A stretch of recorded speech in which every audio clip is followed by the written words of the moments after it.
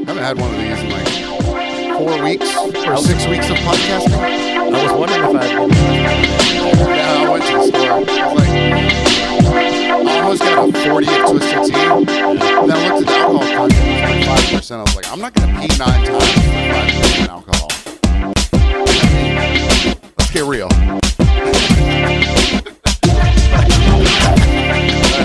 I'll tell you something.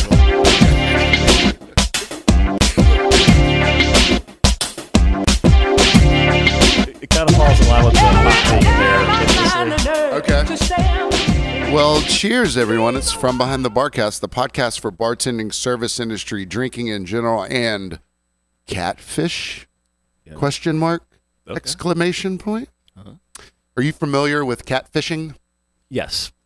Because I know you're not like online, like social medias and stuff like that. But yeah, so as you and I do, we go down YouTube rabbit holes or whatever internet rabbit holes sometimes. So we're all familiar with, I think we are, with catfishing. So if you're not, essentially it's typically it's sort of like a romance scam where it started as people just doing it online for fun. They pretend to be someone that they're not, and they get someone hooked, and they tell them that they love them and all that stuff, but then they never meet up with them. Right. But then it evolved, and now you're going to typically have scammers from Nigeria, Ghana, pretending to be American men out of or overseas that are working a job overseas. Yeah. They go on like Match.com, Plenty of Fish, Facebook, LinkedIn, whatever, and they find these victims who are kind of rude. They're kind of rubes, and they say, "Hey, hey cutie, what you doing?" And they start up an online relationship, and then they start asking for money. Okay.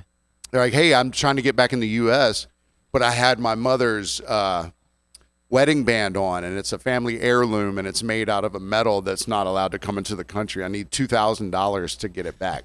I mean, they have 1 million ways of getting money. Yeah. Now, typically, because I had a friend like 10 years ago, he was an older guy. He was sure that this girl from Estonia or Kazakhstan, a model-looking girl named Maria, was coming over to marry him.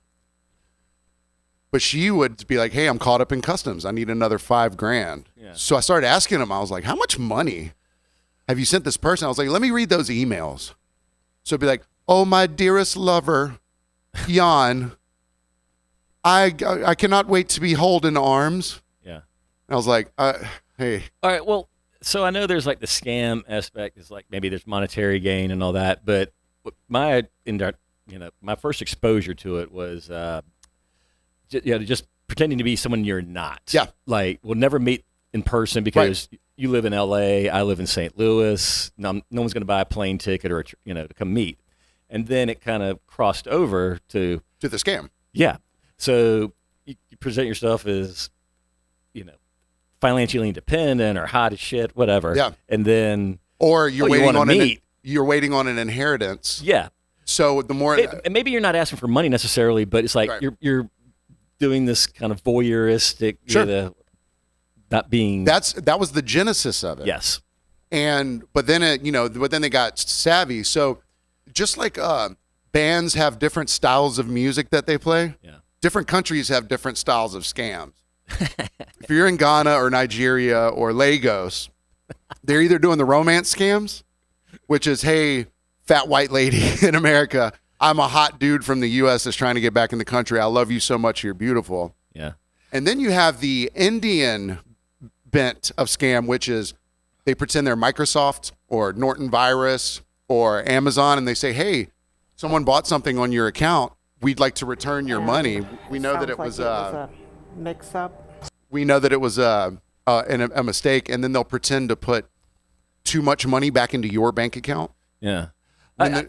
My first, I guess, when I first realized what it was 15 years ago, and it was a dude that was playing for Notre Dame. Yeah, the linebacker, his fake girlfriend. Yeah. And they since made a documentary that's on Netflix, and it's in my queue, and I want to get to it at some point. But I remember going through that, and then I guess maybe the TV show came maybe. I think it was around the same time. Because the MTV TV show, first of all, MTV. Yeah. it was a guy getting scammed by some supposed girl who was like a singer or something like that, but never asked for money. It was just a big goof, basically. Yeah. It was for the lulz. So, like I said, I had and it happened to me in 5th grade, or 5th or 6th grade, and I'll tell that story in a second. So you have your different flavors of scams, right? So I go down this. It's the website's called, or the YouTube channel is called Scamfish, Catfish, something like that, whatever.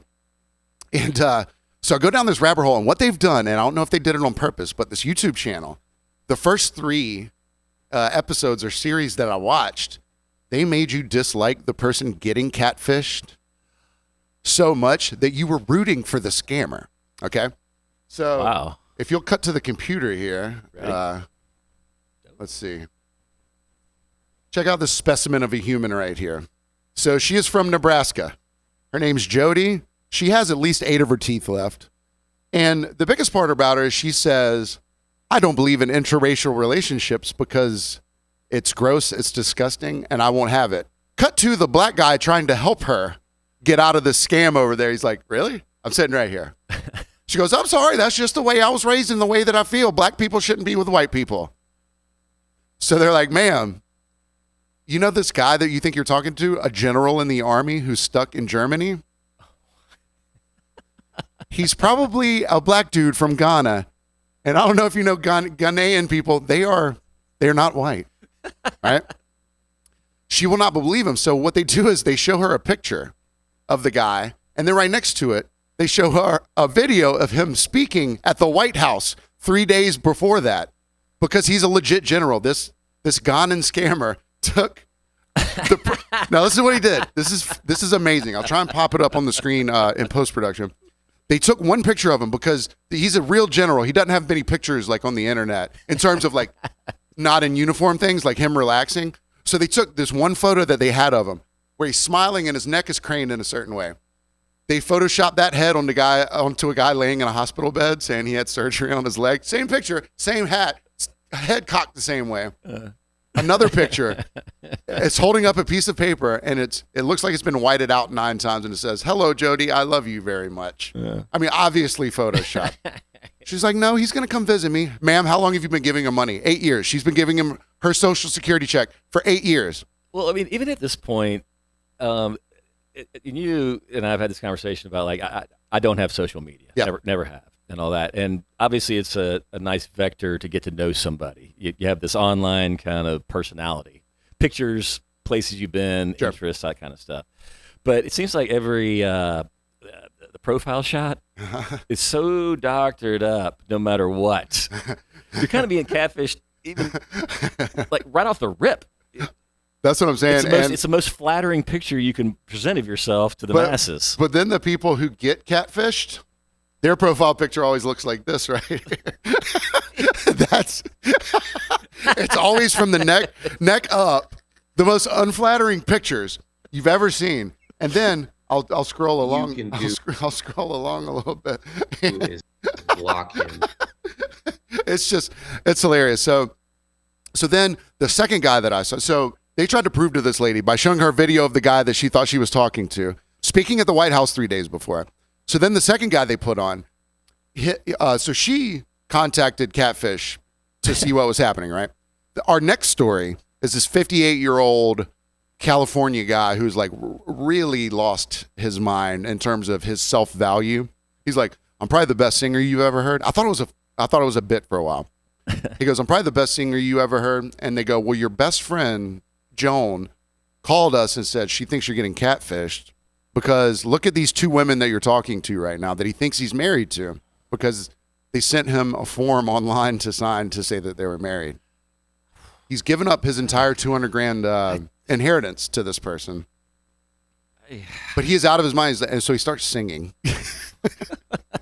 And I think it's like some like gospel tune, but the gospel can sound good in the right mouth. But this guy's like, I found victory, Jesus. I found victory in Jesus. Anyways, so typically I have a soft spot for these people, but This show is so good at making you hate them. He goes, she's just jealous that I have two hot wives. And she used to want to live with me and be with me. She's like, I never wanted to be with him. I'm his friend. It's so dumb. So he's got all these doctored pictures. So all you got to do is take one of these pictures of these Brazilian models, put it into Google and do a reverse image search. And oh, look, it's a porn star. He goes, well, what about the naked photos? They go, she has an OnlyFans. They just went onto her OnlyFans, screenshotted it, and sent it to you. So now this dude is showing the scam guy and his wife all the pictures that she sent. Uh-huh. Whoops, there's his dick pic in the mix. He goes, oh, sorry about that. The guy's like, dude, my wife is sitting here. My wife is sitting here. Come on, bro. He won't learn his lesson. So at the end of all these, they cut off contact with these people because they can prove it all day, but the heart is so love blind. Yeah. It's insane. No, it is. Yeah. So I got catfished when I was in, I think it was 6th grade, right? Okay. All right, this is how it happens in 1994, right? Or whenever I was, 6th grade, yeah, somewhere around them. This is how it happens in 94. I had a little buddy, forget his name, and there was this girl that I had a crush on. I remember her name, Amy. She was like a grade above me. And my little buddy said that he knew her. I was like, will you ask her if she likes me? He goes, yeah, I'll ask her if she likes you. Because he was in one of her classes. I wasn't in any of her classes. And that was a very real dynamic. Yeah.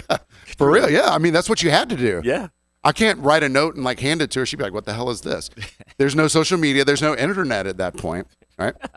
So he goes, dude, yeah, this is her phone number. He purportedly went and asked her. The digits, that's a big deal. So I got the digits and I called her. I talked to a girl for a month, twice a week, 3 times a week. I would see Amy, the girl that I thought I was talking to, in the halls. I'd be like, hey. And she like would walk right past me and not even look at me. I was like, that's weird. So then I would call, quotations, her, like the next day, like, I saw you in the hall today. She goes, oh, so I'm sorry, I didn't see you. Okay. So this goes on for like 3 months. And then one day my little buddy, my little friend, comes up to me with a sister that I never knew that he had. And here's the sister. She goes, Paxton, I'm Amy. It's like, you're not Amy. I was like, what possessed you to call an 11-year-old or a 12-year-old, to let it was the first catfishing incident maybe in the world. I might be the pioneer of getting catfish. That's why I typically have a soft spot for these people. Why do they call it catfish? I think I remember from the show that like they put catfish into buckets of other fish for transport so that the catfish aggravate them and they'll continue moving around and not die. I don't know what the correlation is. That makes sense. I mean, does it? I don't know. It kind of does. Yeah. When you think about it, it's like baiting somebody along just to keeping them moving. You know, just feel wanted and needed, or there's something to pursue. I mean, I never understood catfish, but now that you say it that way, yeah. that kind of makes sense. So I was the first catfish back in 1994. Fooled you. Oh man, and she was very unattractive. If she'd have been like kind of attractive, be like, all right, you're cool too. You know, I'll talk to you. Whatever, right? Interesting. Yeah. So anytime he tries to read, I'm a mess over here. So yeah, and then there's so then I and we'll get to that on the next topic, but there's a little thing that I think about is like business catfishing. And this dude unwittingly got business catfished the other day. So I saw this gentleman on Saturday. He came into work. I worked a double, so he came in pretty early during the day. And he was like probably like early 60s. And he told me this 9 times. He just retired as a teacher from Herschel V. Johnson High School here in Savannah, Georgia. Huh. He's like, yep, so he kept saying that, you know, and he's like, I haven't let loose in a long time, this and that. And he kept saying, oh boy. Now, if you're not familiar with Tybee, we have a place down here called Fanny's on the Beach. Okay. And the sign of Fanny's on the Beach is a bunch of asses in bikinis, ass up, you know, which if you're not in the know, you don't know that it's a tourist trap, overly expensive restaurant and bar. You could possibly think that it might be some sort of dance or strip club. Fanny's on the beach, right? I can see, yeah. So it took me 2 visits from this guy to figure it out, but he was prerequisiting it all with I'm an old guy. I haven't had fun in a long time. I'm retired. I'm treating myself. But he kept mentioning going to Fanny's like it was some destination. And then I figured it out when he left on Sunday to go to Fanny's. He thought he was going to a fucking strip club. Shangri-La. Yeah, he thought he was like, you know what? I've been avoiding Tybee in my Christian life this whole time, but now I'm, I've graduated, I've retired. I deserve a little. Depending on the weekend, he would go down to Fanny's. He might be very disappointed, depending on who might be there and all that. I just, Fanny's is a very cool, open place for all sorts of lifestyles. Yes, it is. He would get a little more than he bargained for. Yeah, absolutely. Not in the way that he not in the way that he would think. Because his entire story saving it for last. His entire story was, yep, I'm making my way down there. That's literally the Shangri-La. That's the oasis of women on the island. Yeah. I know it's a sin, but you know what? I've paid my dividends to God this whole time. I just retired. I've earned looking at some fannies on the beach. And I'm sure when he pulled up, and especially like the time of year that it is. So he got business catfish because you ever seen like flyers for certain parties? And what they'll do is they'll put like bikini clad women on there to be like, come to so-and-so on Friday. And it's like, there's no women in bikinis there sort of thing. Yeah. They'll put like pictures of famous rappers up there on the flyer. Yeah. I mean, Huckapoo's isn't, immune from that. I mean, people think it's just, chaos over there. Yeah. It's like, I heard about this place. We want to go there. And it's Tuesday. Yeah. In January. Yeah. And they expect to pull up and guns blazing, wild horses running through a guy getting thrown out of the saloon doors. Yeah, right through the window, all that sort of stuff. And they walk up, outside bars closed. I don't mean to throw that one at you, but I hear you loud and clear, Kelly. But that wasn't, it came across exactly as I meant it. No, but it's Tuesday in January, but people, it's like, they just think it's got to be absolute chaos over there. I'm like, well, yeah, there's nights where it's pretty rowdy. It happens. Unfortunately, a lot. Yeah, and that does, probably keep the wheels turning most of the year round, the idea that anything can happen there. Yeah, I mean, it still can. Yeah, I mean, even on a Tuesday in January. But when people pull up and they're disappointed because they've heard the hype, and it's almost like a wah, wah, wah. I've had ladies of a certain age, like in their 50s, and they'll come up, and we're reasonably busy. The bar's kind of hopping, but it's not saloon doors, guns shooting, fireworks, titties out, dicks low. You know what I mean? And they'll be like, we heard this was a fun place to be. What's going on? I'm like, look around, man. There are people here, but I'm sorry. Sometimes I tell people, you got business you got to make your own fun tonight. It doesn't mean necessarily getting the cops involved, but I've had them not order drinks and turn around because it wasn't rowdy enough. Yeah. I was like, at least you can get a drink. Like you were sold a bill of goods, and you pull up and business catfished. Yes. You got business catfished. Now, I'm not sure, and we've talked about this before, but I've been following a young lady, and we'll get to some bar stuff later, but I've been following a young lady, Gypsy Rose Blanchard, who got her boyfriend to kill her mother. Her mother, we talked about this on the podcast a few weeks ago. Of course we did. But her mother made her feel like she was sick and kept her in a wheelchair, told her she couldn't walk, and was getting all this money donated. Yeah. And the mother, in all honesty, probably deserved to die for what she did to this poor girl. So the girl got her autistic boyfriend at the time to kill her mother. They both go to jail, but she gets out, and she's out now, right? She got engaged in jail, and apparently she got some management in jail because whoever the marketing people that be, they knew that this was like something to latch onto before she got out of jail because her story is pretty big in the news. There's money to be made. There's money to be made. She gets out. She's got 9.8 million followers on TikTok already. That's management right there. That's someone getting her account prepped and ready. 9.8 million followers in like a month, right? So then, wow. Turns out she might have got catfished in jail because this is the gentleman that she married. Look at this fucking specimen. Michael Moore is what he looks like. Jared. Subway. I mean, look at this dude, man. This absolute unit. I'm not jealous. I'm not saying that. I mean, beauty's skin deep. Well, beauty's under a layer of something. Wow. It's unfortunate. Well, I mean, it's unfortunate. I don't even know where to go. So there's a little thing I like to call it a Presto Manifesto. So it's essentially like, okay, you buy a car, right? You buy a Volvo 2011 Volvo XC90, and then all of a sudden that's all you can see on the road is other Volvos. Like you got your, how many Red Hot Kelly peppers have you seen since you bought that car? There's at least one that looks exactly like my car on top. Even stickers, and there might even be two. Right. That look exactly. So you start noticing that shit all the time, right? So before I went to work on Saturday, I was watching YouTube shorts, as you do, and I thought I screenshotted this comedian's thing because I wanted to reference her. I didn't want to do her bit, but I can't find it, so I have to summarize her bit a little bit.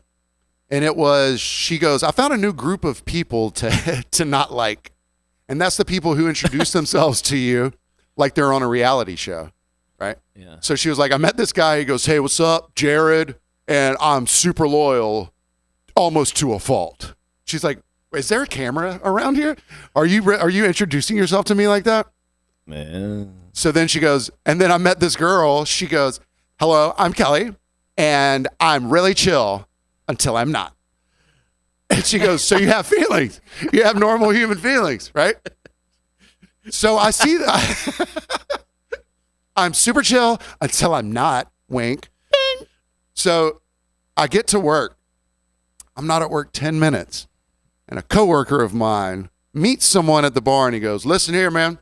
You either going to love me or you going to hate me, and walks off. I was like, oh God, it's already happening. The thing that I saw earlier is manifesting itself in my real life. Cut to 2 hours later, redneck sits down. He's talking to some ladies across from him. And he goes, hey, my name's Kevin. The sun don't rise in the east and I don't go down in your west. Do you understand what I'm saying? My opening salvo, I don't even have one. You know, I just kind of. You don't say, I'm Kelly. I might not have a belly, but your pussy's smelly. Yeah. What are you doing? I picked up a guy in the breeze the other night, and I'll just say for the protect the names of the innocent and all that, we'll just call him Bayou Dude. Bayou Dude? Bayou Dude. And he's just basically telling me, like, any hoes, sluts, loose women and all that, you bring them over to my place where I'm staying and all that, on Tabby and all that. That's his opener? That was his pitch to me to let people know that Bayou Dude's on the island and he's ready for action. So anybody who's hot, fast, and loose, bring him right to his place. So I'm 99% sure. And I was bringing him to Huckapoo. Yeah, I know who you're talking about. So he's been around a lot. Yeah. And somebody said the perfect thing. A guy walked into the parking lot and he walked back up. He goes, we had been talking, you know. He was a buddy of mine, Sussman, who's a lawyer. This guy was also a lawyer, but he represents Georgia Regional, which is a rehab healthcare facility for mentally unstable and people on drugs. Noble institution. He goes out to the parking lot and he goes, you know my background, right? I was like, yeah, you're the lawyer for, you know, the Chatham County Health Services, whatever. He goes, I don't notice many people, but I noticed this guy out there. And it was Mr. Bayou. He goes, look, if I notice you, something's wrong.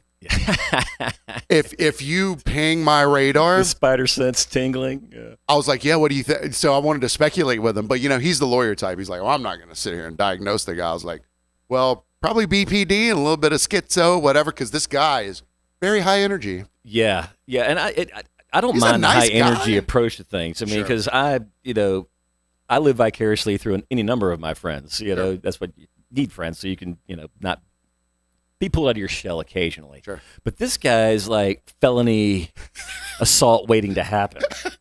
Or happened, hasn't got caught yet. Yeah, that's why he's here on Tabby, maybe. I don't know.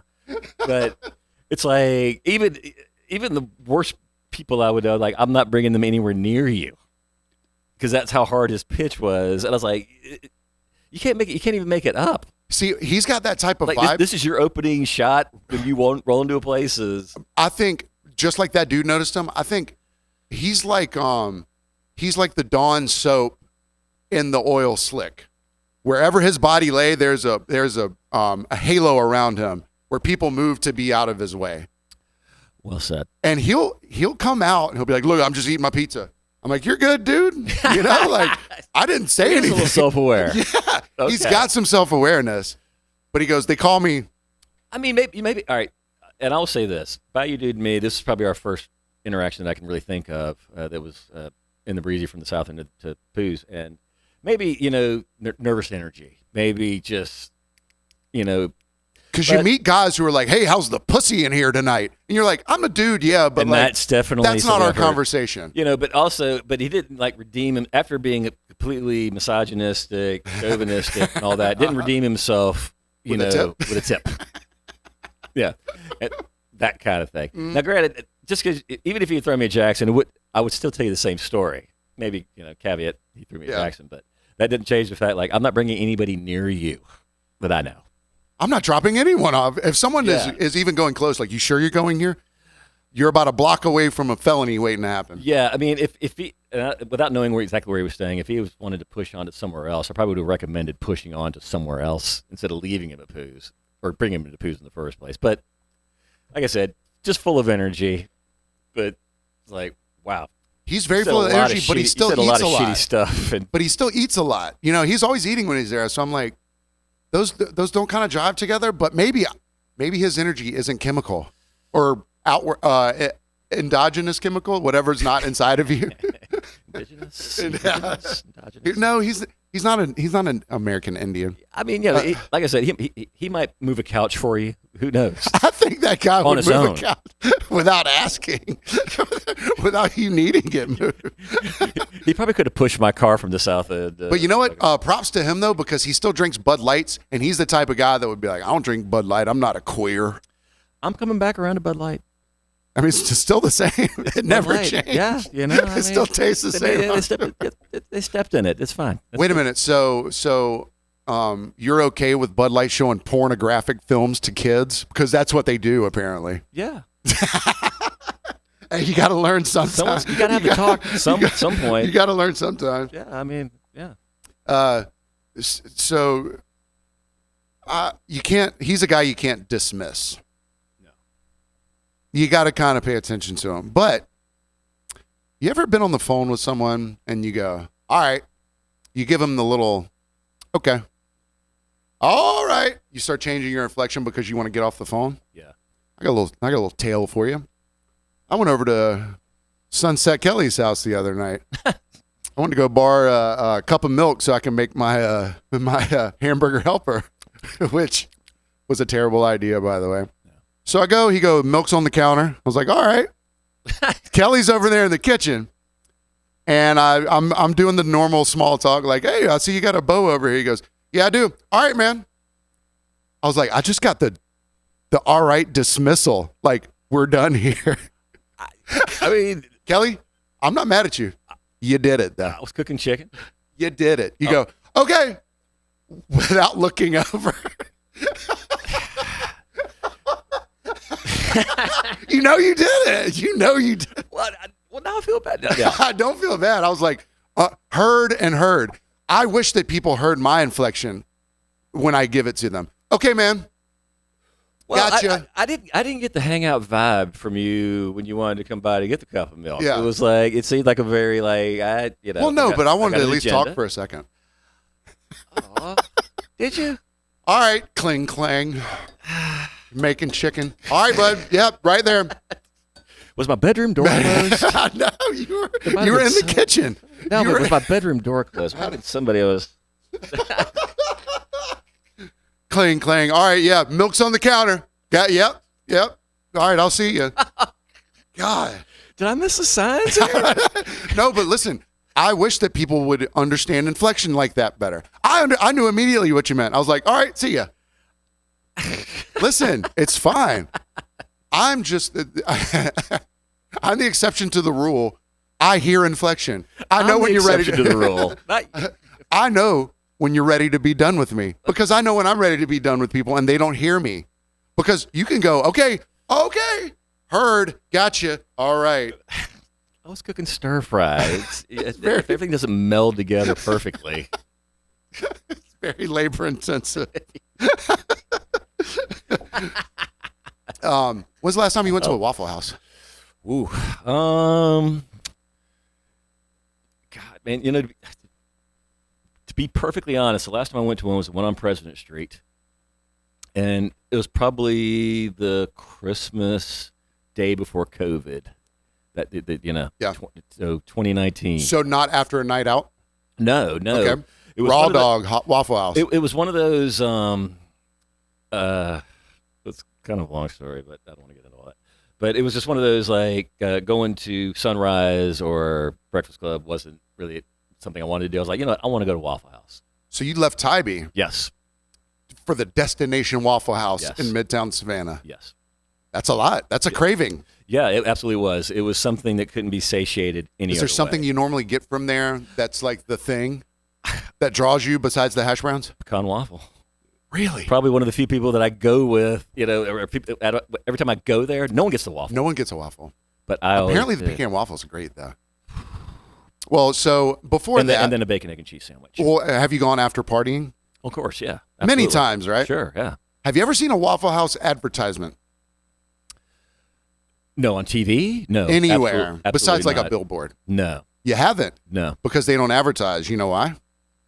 Because they're in the news every other week for a fight happening. There's that. So they own that shit. Yeah. The marketing guy said, I get more marketing out of someone getting in a fight and 9 people with their phones out recording it. Yeah. It is not a deterrent for people to go, though. Just like you talk about Huckapoos is like, oh, we want to go for the commotion, Yeah. for the raucousness, for the debauchery. I mean, I've never been a participant in any of that. I've watched it purely You- from the you- from the you can't miss sidelines, it. Yeah. You know, and I just kind of shovel my waffle in my mouth. And I'm like, Yeah. "Hey, this is going down until the cops show up. But I've definitely been there after partying and during partying too. Yeah, It fills a void. It can get it. It can get it anyway. Yeah. So, and most of the videos that you see on people's phones, half the restaurant is fighting with the staff. Chairs are being thrown. The other half of the restaurant is casually eating their food like they're on a New York subway. You know, like you're on a New York subway. That's a guy could me. be eating a rat with his asshole, and you're not going to even blink an eye. It's like, yeah, if I engage it, then I'm in it. So all these Waffle House people. So then the employees, they wanted to start a union so that they could get protection because they get stabbed, shot, chairs in their head. I've been to more than enough Waffle Houses with a cop or somebody doing moonlighting in there Yeah. just for those chaotic, 3 a.m. to 5, 6 a.m. Yeah. hours.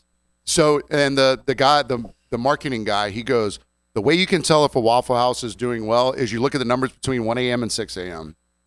If those hit a mark on a Tuesday in the winter, then that's a good place for the store to be. The store's going to be fine no matter where it is, but the really hot Waffle Houses, It's a vector during hurricanes right? because if there's a power outage or if the places are inaccessible, well, if there's so many Waffle Houses, if there's one within a certain radius of areas of, destruction or Yeah. whatever, Waffle House is open. Boom. That's So they wanted to Waffle they wanted to get a union together so they could get protection, like, health insurance or whatever. And they wanted to change a rule that is in the bylaws of every employee of the Waffle House, which is they take money out of your check every pay cycle for meals, even if you don't eat. Huh. They assume that their employees are going to eat. Now, this is such an overreach in terms of corporate meddling and employees' rights. That, and listen, we all have had bad jobs, but Waffle House, they pay kind of decently, I think, or they used to, because they used to give benefits and stuff like that, but they've cut all that back and then start taking money out of your check for food that you're not eating. Plus, it's like, Waffle House is fine one time a month, Yeah. but you know why those fucking hash browns are so good? Because that yellow liquid that's not butter and it's not oil, it's something in the middle, molecularly more close to fucking castor oil. Well, if there was one on Tybee, I probably would have eaten there more recently than 2019. Today, yesterday, the day before. And I pass the one on President Street a lot, actually. But it fills this niche. There's certain moments where, especially coming from a show downtown, coming back to Tybee, and it's like Crystal Burger or White Castle. There's certain Yeah. times for certain things. and they're always open. Like the other places, especially since COVID, you don't really know if they're 24 hours anymore. Sure. Is that one over there by Grayson Stadium? The on Crystal Victory. sometimes, and sometimes it isn't. Yeah, but I that used to be a 24-hour place. Yeah. Maybe it still is. It might be a couple days a week or something Right. like that, but you don't know anymore Well, after Waffle COVID. House, That never changed ever. Right. Yeah, that's right. no matter what. They have locks on the door, I'm sure, after the police sort things and there's a murder or whatever, but Well, it's always open. one of the always. one of these guys that's championing the movement of like, hey, don't take money out of our checks because for food we're not going to eat, and hey, we need some workers' rights because we need to be protected. His colleague, a server that he's a cook, his colleague was a server, got shot and killed outside the night before. They closed for 1 hour. When the gentleman went to work the next morning, he goes, hey, what happened? They go, oh, Jeff got shot. He goes, Jeff, the server, got shot? What are we doing here? Yeah. I understand you're a big corporate business and a person dying doesn't necessarily stop the wheels of business turning. But they go, we're at Waffle House, we're more of a waffle home. We treat our employees like family. It's like, no, you don't. No, you don't. So this guy comes in and he's like, so he didn't, he was sleeping through the night, so he didn't see it on the news or whatever. And he goes to work and they go, hey, what was happening? They saw some police tape probably still up, maybe some blood on the ground, maybe some brain matter. And they're like, oh yeah, Jeff got shot last night. It sounds like something on a Naked Gun. Right, yeah. Like in the meantime, you got Leslie Nielsen milling around the park, and a lot of people are just, he's eating the, whatever he's eating, and they're like taking. But see, they use that as positive marketing. Think about it. Even bad press is good press sort of thing. Right. No press is bad press. But that doesn't deter people from going there. It's almost like something that lures them there. They're like, hey, never know what's going to happen at the Waffle House at 4 a.m. I've been going to Waffle House so long that even before social media became a thing, that was already dialed in. Yeah. Yeah. Yeah. I mean, even if it was just something sort of benign as just a couple not getting along. There was always. No one got shot. Yeah. No one got killed. The police weren't even involved, but a couple booths away, they're sorting it out. Somebody's having some sort of issue. They're sorting it out. Something's getting sorted. Yeah. But in the meantime, I'm eating a pork chop, maybe, a little waffle. Give that bacon, egg, and cheese. And apparently most of the fights start over, you put ham in my hash browns instead of cheese or something. And they're throwing chairs at the cooks who have 900 tickets to make. Whatever. We're diving a little deep on that, but still, it's like I was just astounded by how little they care about their employees in terms of protection. I mean, there's not much you can do. It's a rowdy place. You choose to work there, you work there. That's fine. But it's just such a class in marketing and what works and what doesn't. That wouldn't work at an Outback Steakhouse. No. Right? It works at Huckapoo's. Yeah. It works at Waffle House. Right. And it probably works at like Big Honky Tonks or something like that. Like Roadhouse, it's like we want to hear people argue and get in a fight over my waffle or over my Bud Light. Right. Yeah. Oh, man. So this week's episode is brought to you by Inferno Hot Sauces. And I'll tell you why. So Inferno Hot Sauce is right across the way from Huckapoo's. And it is. And the guy that works there, Harold. So Brian, the owner, and you got Harold, the guy that runs the shop from day to day. He comes over to Huckapoo's, and he goes, can I get a bowl of chili? So I bring him a bowl of chili. He goes, hey, you got any hot sauce back there? I was like, yeah, we have Inferno hot sauce, obviously. I go in the back. The bottle's empty. Our only Inferno hot sauce bottle is empty. Oh, no. So Eric Thomas, owner, proprietor of Huckapoo's Bites and Booze, Tybee Island, Georgia, 1213 First Street. Highway 80. Highway 80. He fills the Inferno hot sauce bottle with Texas Pete.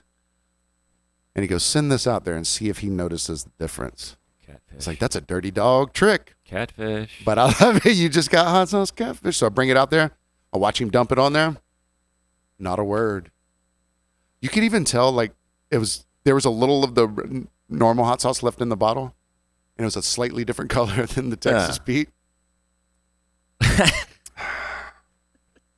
So, and it reminded me. Now, here's the thing.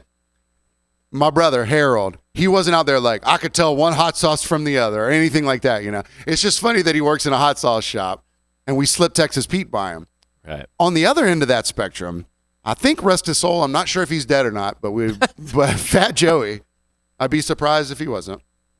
So Fat Joey, Tybee staple for a long time. And if it's any indication by his nickname, he was a large guy. But he was funny. He was boisterous. You knew when he was in the room. Yeah. He he was the type of guy that would he would tell you how well he could sing. The same thing.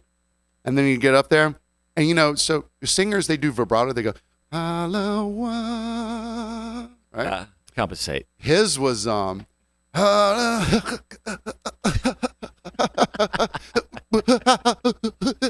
was his vibrato.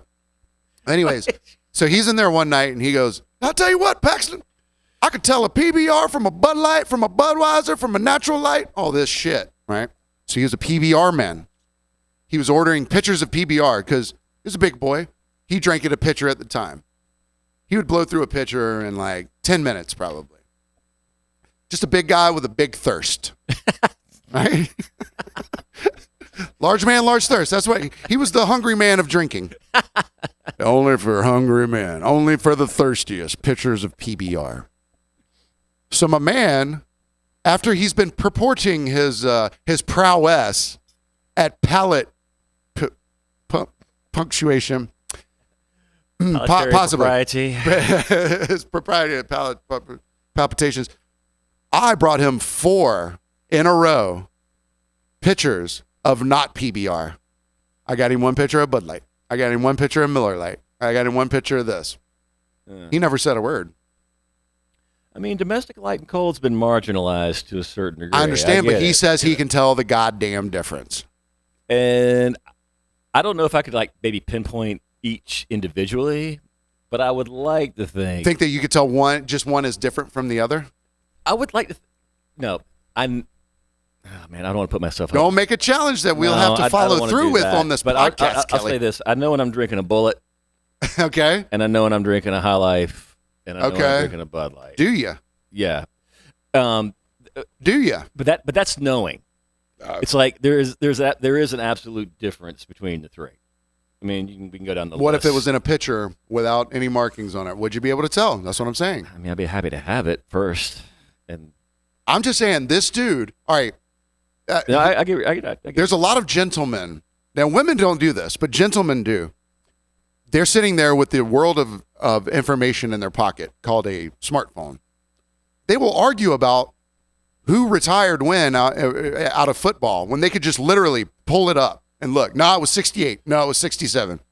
Bro, you can find out really quick. Well, if I was just a pure Bud Light guy, and for whatever reason I got a draft, and I probably couldn't tell you I know this is it's not Bud Light. I couldn't tell you that it's what it is not Bud Light.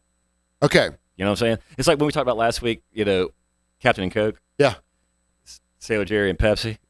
I mean, that's kind of. Or Admiral Nelson and Pepsi and all I mean, that. that's apples to hand But I'm grenades. saying, when your taste buds are used to a certain thing. Sure. Now, could I have told you right off the rip? I was certain it's probably Pepsi or RC, but I couldn't tell you if it wasn't Bud Light. I was like, well, that's Coors Light. All right, here's the only way that we can truly test this. Oh, no.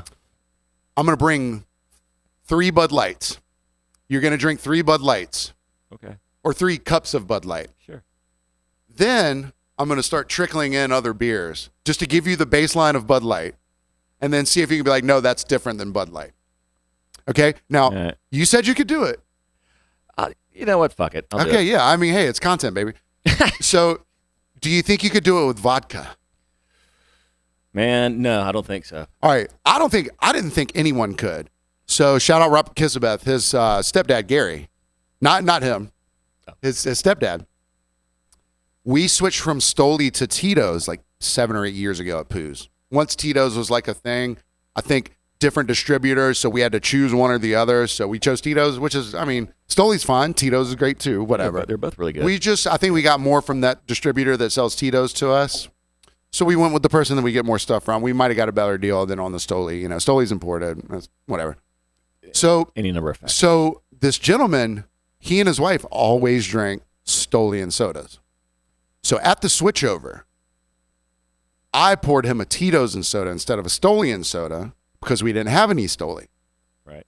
And this is Tito's soda with a lime. One sip, this man goes, "This isn't Stoli." It's like, how on earth could you possibly tell by one sip of a mixed long drink? I mean, it was strong, but Well, when it's your drink, that's what I'm saying. We need to get your baseline. I'm not saying it defines you, but when it's your drink, this is my go-to. This is my habitual comfort blanket in the bed drink. When the dice are swapped, even if it's more soda than vodka, all sorts. There's these. We can test this hypothesis. I'll do a bullet Bouillet test. Okay. And you can give me, I'll drink 3 bulletin waters to get the baseline going. Right. And then we'll get 2 or 3 other random bourbons. I'm just saying, when it's your baby, I'd like to think that I could tell Bullet from other things. Well, now you're on the line too. See, I didn't want to just put your keister out there in the wind without me taking a little bit. Without me, keister out there. Leave it flapping. Just flapping in the wind. But yeah, I would like to think that I could tell the difference. But you know what I would never complain about? Something that Oh shit! It's the Karen of the week. It's the Karen of the week. Oh shit! It's time. We didn't have one last week, but this week we do have a Karen and Darren of the week. Yesterday, I'm at work. Couple walks in. Mid 50s. Guy starts calling me. Hey, bro. What's up, bro? Now, Love that name. take a look at me. I look like a person that would be called bro. I get it. I don't have a refined look. I'm not a snazzy dresser. I don't cut my hair. I don't shave my face. I wash my body sometimes. My shirts don't fit very well. They're too big or too small. I don't have an air of refinement. I look like a bro in some sort of way. It sucks, but I was born with this, baby. I'm a bro till I'm not. You get what I'm saying? So the guy keeps calling me fucking bro. And if you're a man in your mid 50s, maybe bro slips every so often. If you're, I don't know. I got you. Yeah. But he's the type of guy that, like we were discussing before, him calling me bro, if his wife wasn't there, I bet he would have been like, so what's the pussy look like around here? But there's a lot of fine pussy and titties and assholes out here. Thinking that just because you're another male that you just want to talk about like women's vaginas and asses, Yeah. Or the same thing, they're like, so how about them blacks? They want to find another racist in the group, You know those people. Yeah, no, I've encountered them more than I care to admit, frankly. So he keeps calling me bro, whatever. He gets a Captain and Diet, and his wife gets a Tito's and soda. I go to pour his second one. I pour the same pretty much every time. Unless you're a really close friend, I'll pour a little heavier. But I pour decently heavy at all times. That's my go-to. That's my muscle memory. First drink goes down. I give him a second. Hey, bro, I'll take another one. I give him a second drink. Did you put any alcohol in here? I was going to say, was this the traditional Huckapoo's pour? Yeah, the very traditional Huckapoo's pour. All right, so more than enough. Yeah, bro. I put it in there, bro. I got you, bro. So I pull the bottle out, and I just light this fucking dude up. Glug, glug, glug. I'm staring him in the eye, and his wife's like, Glug, glug, glug, Jeffrey, glug, glug. Jeffrey, woo, woo. Oh, now this bro right here is so awesome. I'm just the best guy. They love bro. Bro is such a bro to them. I might as well be their brother. Okay? I think that's where it came from. You think? So his subsequent drinks that I continue making doesn't have a problem with it. When it's time to pay the tab, though, I got tipped in bros. It's probably like a $5 tip on like a $60 tab, something like that. It's like, are we really bros? Oh, bro. And see, the thing was, my inflection when I was staring him in the eyes while I was pouring an extra amount of alcohol in there was like, fuck you, buddy. But I didn't think he took it like that. Maybe he did. I hope he did. I hope that he understood what I was getting after. This might have just turned into your bar's the best ever because they pour you the stiffest drinks ever, and you don't have to tip And him you don't have to tip bros. because he's bro. Dude, just go see bro. Bro. Hey, bro. You're my bro, right? Bro. Hey, bro. So the day before, we have a Karen Darren redemption by way of Kyle, friend of the show, patron. Great coworker. He and I have a lot of fun together. We you know how you got that one friend that you work with that it's like, yeah, they're working today. You know, that you don't work with all the time. I used to. Yeah.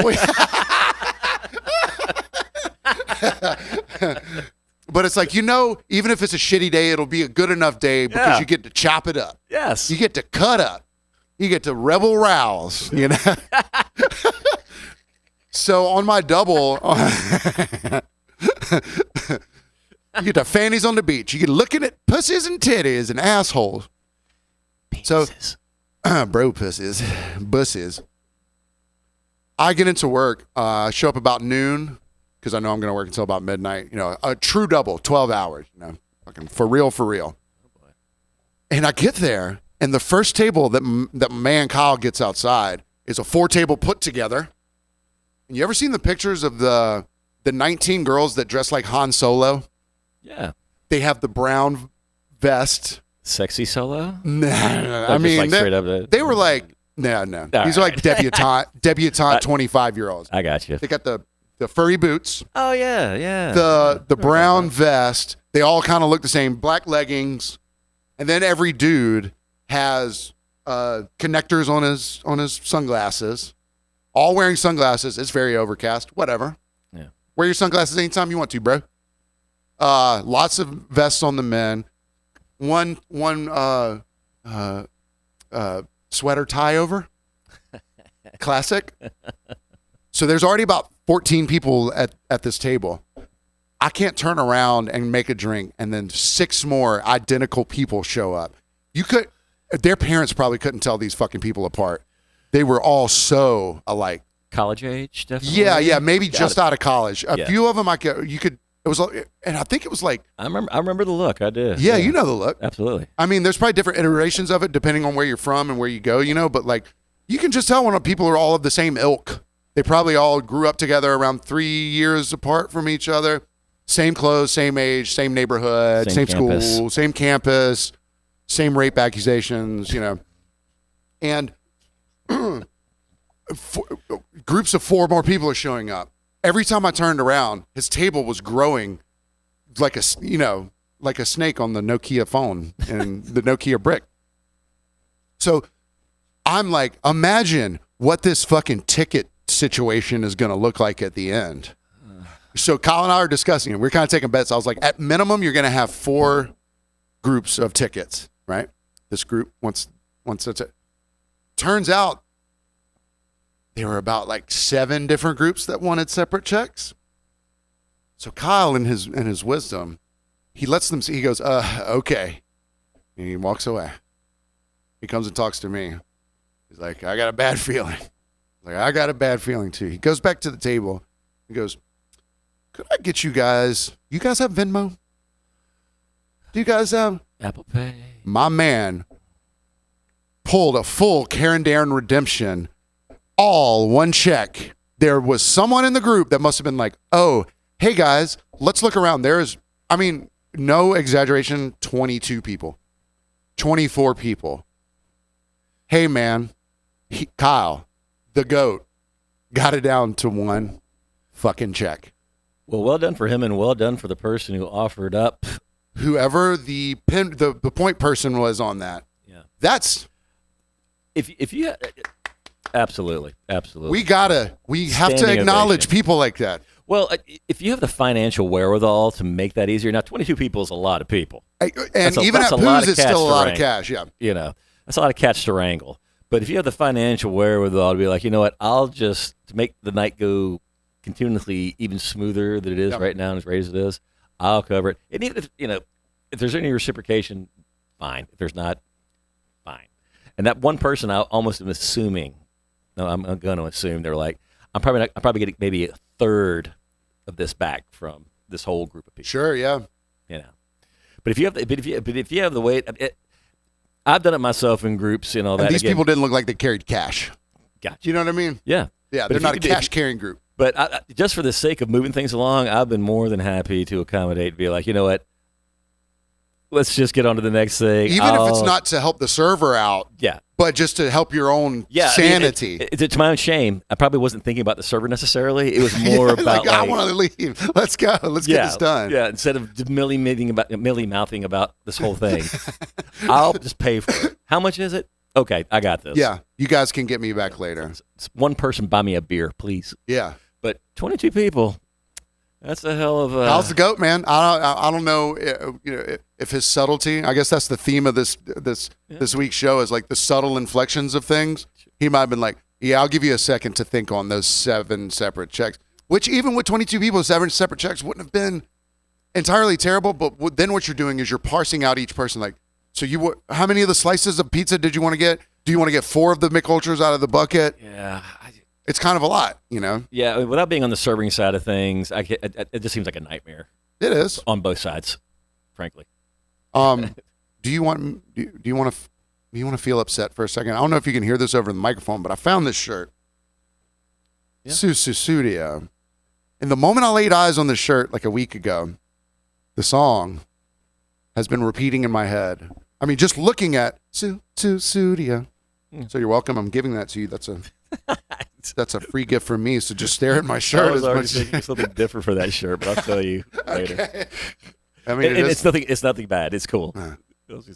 Well, I don't know if we did an F count, but I know I said fuck a few times, but I don't fucking care. I said it once or twice. I think we made it after the 10-minute mark, whatever. Oh, certainly did. Yeah. Yeah. Maybe the hour. We're almost. Well, that was a good time. If you want to send us anything, it's P.O. Box 191, Tybee Island, Georgia, 31328. Booze, shirts, whatever. We'd love your feedback. Also, if you'd subscribe to the YouTube channel, youtube.com, From Behind the Barcast. We're also on Instagram. Kelly, thank you again this week. We will see you guys Love you guys. in the next